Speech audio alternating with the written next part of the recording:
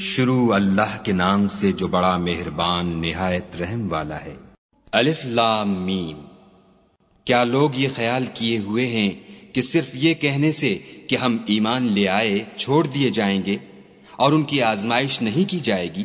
اور جو لوگ ان سے پہلے ہو چکے ہیں ہم نے ان کو بھی آزمایا تھا اور ان کو بھی آزمائیں گے، سو خدا ان کو ضرور معلوم کرے گا جو اپنے ایمان میں سچے ہیں اور ان کو بھی جو جھوٹے ہیں۔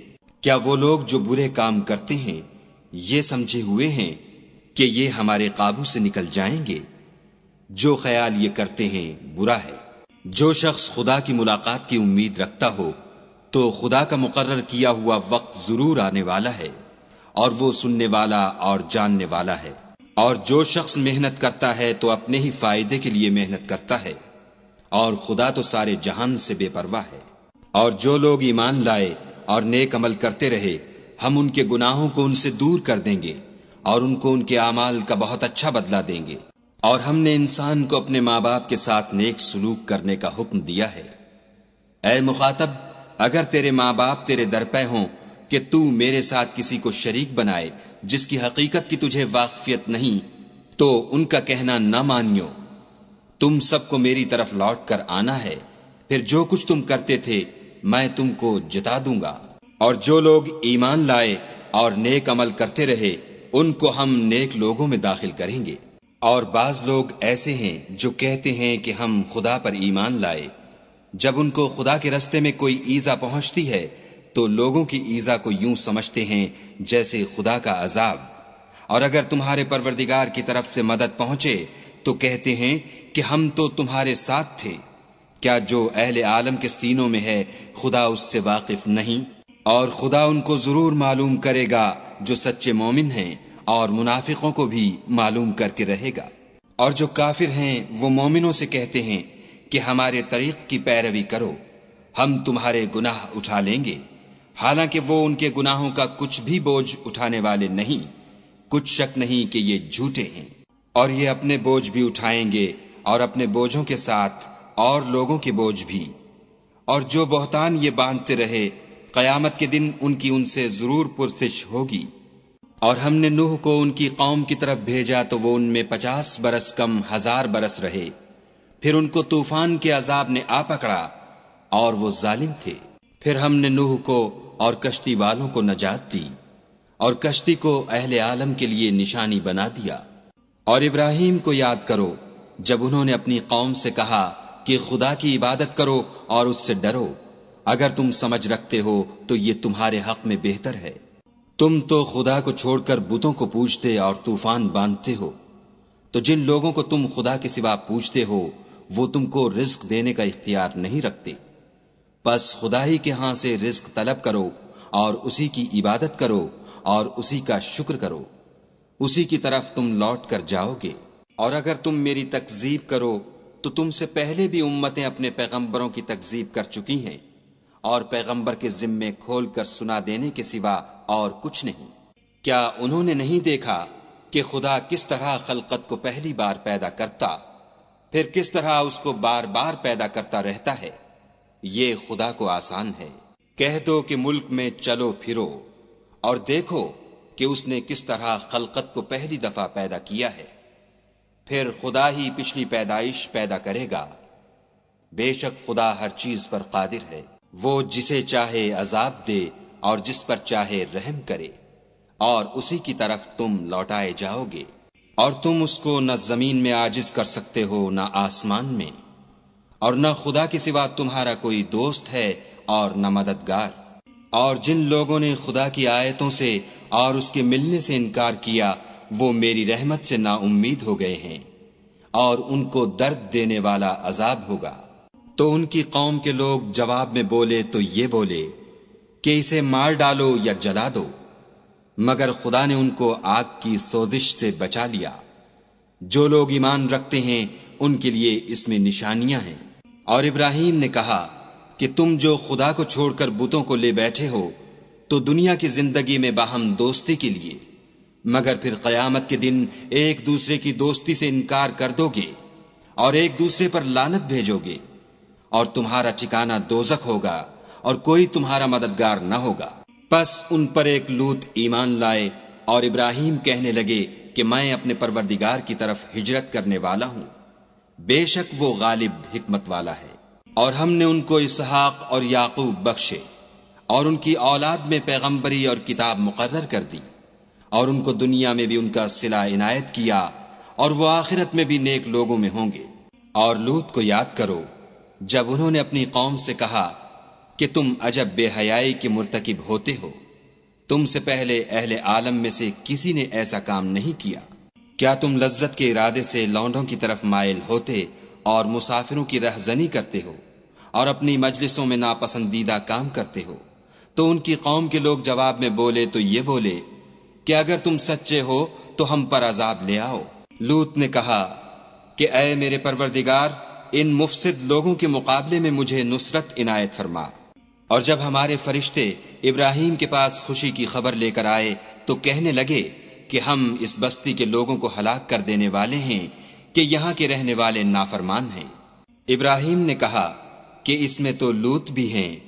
وہ کہنے لگے کہ جو لوگ یہاں رہتے ہیں ہمیں سب معلوم ہیں، ہم ان کو اور ان کے گھر والوں کو بچا لیں گے، بجز ان کی بیوی کے کہ وہ پیچھے رہنے والوں میں ہوگی۔ اور جب ہمارے فرشتے لوط کے پاس آئے تو وہ ان کی وجہ سے ناخوش اور تنگ دل ہوئے۔ فرشتوں نے کہا کچھ خوف نہ کیجیے اور نہ رنج کیجیے، ہم آپ کو اور آپ کے گھر والوں کو بچا لیں گے، مگر آپ کی بیوی کے پیچھے رہنے والوں میں ہوگی۔ ہم اس بستی کے رہنے والوں پر اس سبب سے کہ یہ بد کرداری کرتے رہے ہیں آسمان سے عذاب نازل کرنے والے ہیں، اور ہم نے سمجھنے والے لوگوں کے لیے اس بستی سے ایک کھلی نشانی چھوڑ دی۔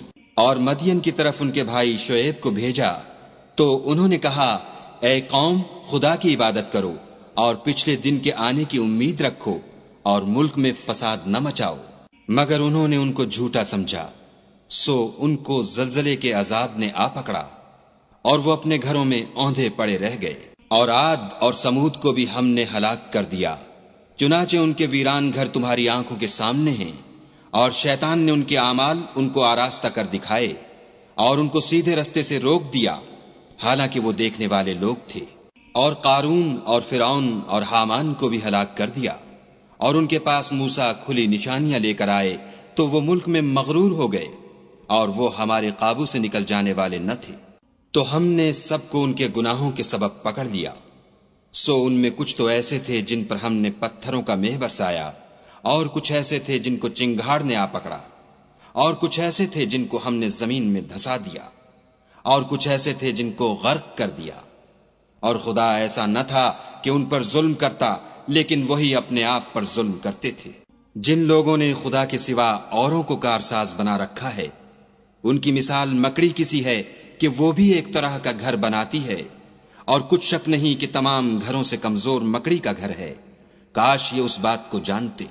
یہ جس چیز کو خدا کے سوا پکارتے ہیں، خواہ وہ کچھ ہی ہو، خدا اسے جانتا ہے، اور وہ غالب اور حکمت والا ہے۔ اور یہ مثالیں ہم لوگوں کے سمجھانے کے لیے بیان کرتے ہیں، اور اسے تو اہل دانش ہی سمجھتے ہیں۔ خدا نے آسمانوں اور زمین کو حکمت کے ساتھ پیدا کیا ہے، کچھ شک نہیں کہ ایمان والوں کے لیے اس میں نشانی ہے۔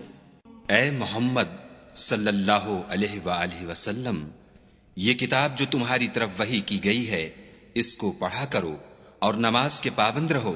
کچھ شک نہیں کہ نماز بے حیائی اور بری باتوں سے روکتی ہے، اور خدا کا ذکر بڑا اچھا کام ہے، اور جو کچھ تم کرتے ہو خدا اسے جانتا ہے۔ اور اہل کتاب سے جھگڑا نہ کرو مگر ایسے طریق سے کہ نہایت اچھا ہو۔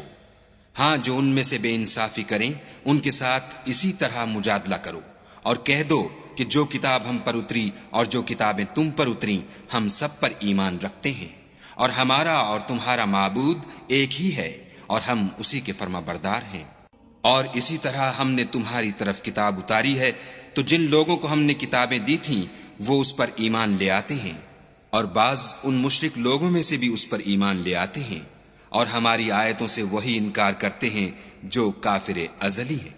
اور تم اس سے پہلے کوئی کتاب نہیں پڑھتے تھے، اور نہ اسے اپنے ہاتھ سے لکھ ہی سکتے تھے، ایسا ہوتا تو اہل باطل ضرور شک کرتے، بلکہ یہ روشن آیتیں ہیں جن لوگوں کو علم دیا گیا ہے ان کے سینوں میں محفوظ، اور ہماری آیتوں سے وہی لوگ انکار کرتے ہیں جو بے انصاف ہیں۔ اور کافر کہتے ہیں کہ اس پر اس کے پروردگار کی طرف سے نشانیاں کیوں نازل نہیں ہوئیں؟ کہہ دو کہ نشانیاں تو خدا ہی کے پاس ہیں، اور میں تو کھلم کھلا ہدایت کرنے والا ہوں۔ کیا ان لوگوں کے لیے یہ کافی نہیں کہ ہم نے تم پر کتاب نازل کی جو ان کو پڑھ کر سنائی جاتی ہے؟ کچھ شک نہیں کہ مومن لوگوں کے لیے اس میں رحمت اور نصیحت ہے۔ کہہ دو کہ میرے اور تمہارے درمیان خدا ہی گواہ کافی ہے، جو چیز آسمانوں میں اور زمین میں ہے وہ سب کو جانتا ہے۔ اور جن لوگوں نے باطل کو مانا اور خدا سے انکار کیا وہی نقصان اٹھانے والے ہیں۔ اور یہ لوگ تم سے عذاب کے لیے جلدی کر رہے ہیں، اگر ایک وقت مقرر نہ ہو چکا ہوتا تو ان پر عذاب آ بھی گیا ہوتا، اور وہ کسی وقت میں ان پر ضرور ناگہاں آ کر رہے گا، اور ان کو معلوم بھی نہ ہوگا۔ یہ تم سے عذاب کے لیے جلدی کر رہے ہیں، اور دوزخ تو کافروں کو گھیر لینے والی ہے۔ جس دن عذاب ان کو ان کے اوپر سے اور نیچے سے ڈھانک لے گا، اور خدا فرمائے گا کہ جو کام تم کیا کرتے تھے اب ان کا مزہ چکھو۔ اے میرے بندو، جو ایمان لائے ہو، میری زمین فراخ ہے تو میری ہی عبادت کرو۔ ہر متنفس موت کا مزہ چکھنے والا ہے، پھر تم ہماری ہی طرف لوٹ کر آؤ گے۔ اور جو لوگ ایمان لائے اور نیک عمل کرتے رہے ان کو ہم بہشت کے اونچے اونچے محلوں میں جگہ دیں گے، جن کے نیچے نہریں بہہ رہی ہیں، ہمیشہ ان میں رہیں گے۔ نیک عمل کرنے والوں کا یہ خوب بدلہ ہے، جو صبر کرتے اور اپنے پروردگار پر بھروسہ رکھتے ہیں۔ اور بہت سے جانور ہیں جو اپنا رزق اٹھائے نہیں پھرتے، خدا ہی ان کو رزق دیتا ہے اور تم کو بھی، اور وہ سننے والا اور جاننے والا ہے۔ اور اگر ان سے پوچھو کہ آسمانوں اور زمین کو کس نے پیدا کیا، اور سورج اور چاند کو کس نے تمہارے زیر فرمان کیا، تو کہہ دیں گے خدا نے۔ تو پھر یہ کہاں الٹے جا رہے ہیں؟ خدا ہی اپنے بندوں میں سے جس کے لیے چاہتا ہے روزی فراخ کر دیتا ہے، اور جس کے لیے چاہتا ہے تنگ کر دیتا ہے۔ بے شک خدا ہر چیز سے واقف ہے۔ اور اگر تم ان سے پوچھو کہ آسمان سے پانی کس نے برسایا، پھر اس سے زمین کو اس کے مرنے کے بعد کس نے زندہ کیا، تو کہہ دیں گے کہ خدا نے۔ کہہ دو کہ خدا کا شکر ہے، لیکن ان میں اکثر نہیں سمجھتے۔ اور یہ دنیا کی زندگی تو صرف کھیل اور تماشا ہے، اور ہمیشہ کی زندگی کا مقام تو آخرت کا گھر ہے۔ کاش یہ لوگ سمجھتے۔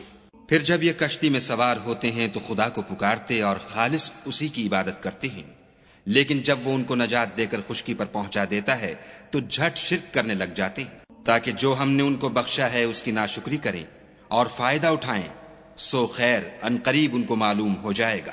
کیا انہوں نے نہیں دیکھا کہ ہم نے حرم کو مقام امن بنایا ہے اور لوگ ان کے گرد و نواح سے اچک لیے جاتے ہیں؟ کیا یہ لوگ باطل پر اعتقاد رکھتے ہیں اور خدا کی نعمتوں کی ناشکری کرتے ہیں؟ اور اس سے ظالم کون جو خدا پر جھوٹ بہتان باندھے، یا جب حق بات اس کے پاس آئے تو اس کی تکذیب کرے؟ کیا کافروں کا ٹھکانہ جہنم میں نہیں ہے؟ اور جن لوگوں نے ہمارے لیے کوشش کی ہم ان کو ضرور اپنے رستے دکھا دیں گے، اور خدا تو نیکوکاروں کے ساتھ ہے۔